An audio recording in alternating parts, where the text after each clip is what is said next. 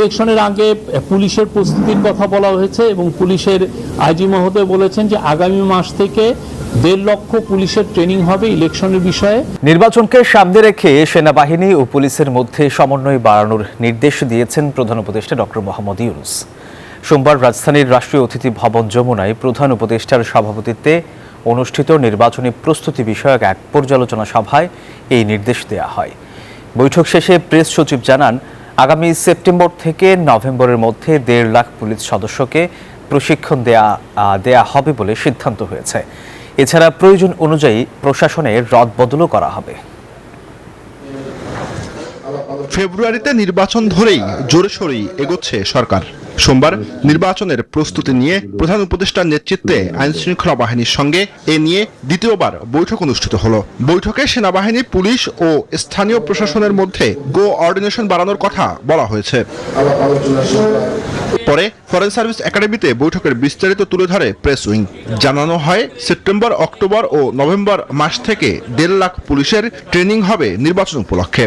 ইলেকশনের আগে পুলিশের প্রস্তুতির কথা বলা হয়েছে এবং পুলিশের আইজি মহোদয় বলেছেন যে আগামী মাস থেকে 1.5 লক্ষ পুলিশের ট্রেনিং হবে ইলেকশনের বিষয়ে। সেপ্টেম্বর থেকে, আগামী মাস না, সেপ্টেম্বর, অক্টোবর এবং নভেম্বরে 1.5 লক্ষ পুলিশের নির্বাচন। বান্ডেল থাকলে প্রতি সেনমানিতে টাকা বাঁচবে। বিকাশ সেনমানি বান্ডেল কিনে জিতুন প্রতি লেনদেনে। বিষয়ে তাদেরকে ট্রেনিং দেওয়া হবে। আসন্ন জাতীয় সংসদ নির্বাচনে স্ট্রাইকিং ফোর্স হিসেবে 60,000 সেনা সদস্য নির্বাচনী ডিউটিতে থাকবে বলে সেনাবাহিনীর পক্ষ থেকে সভায় জানানো হয়েছে। সেনাবাহিনীর তরফ থেকে বলা হয়েছে যে প্রায় 60,000-এর মতো ট্রুপস এই নির্বাচনী ডিউটিতে থাকবেন। তারা তো অলরেডি জানেন যে তারা সেই জুলাই আপরাইজিং এর সময় থেকেই, 5ই আগস্টের পরের থেকেই তারা মাঠের ডিউটিতে আছেন, তাদের ম্যাজিস্ট্রেট পাওয়ারও আছে।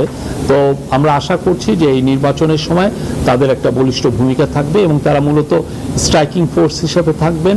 প্রধান উপদেষ্টার উপপ্রেস সচিব আবুল কালাম আজাদ মজুমদার জানান, ঝুঁকিপূর্ণ কেন্দ্রগুলোতে বাড়তি নিরাপত্তায় প্রয়োজনীয় ব্যবস্থা নেওয়ার নির্দেশ দেওয়া হয়েছে।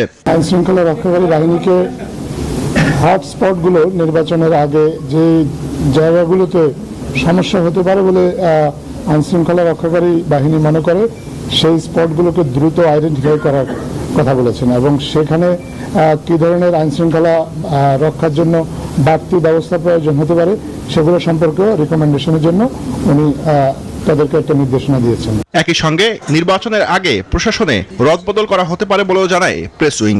নির্বাচনের আগে আপনি জানেন যে প্রশাসনে একটা রদবদল আসন্ন, এই রদবদলটা কী প্রক্রিয়া হবে সেটা নিয়ে আলোচনা হয়েছে।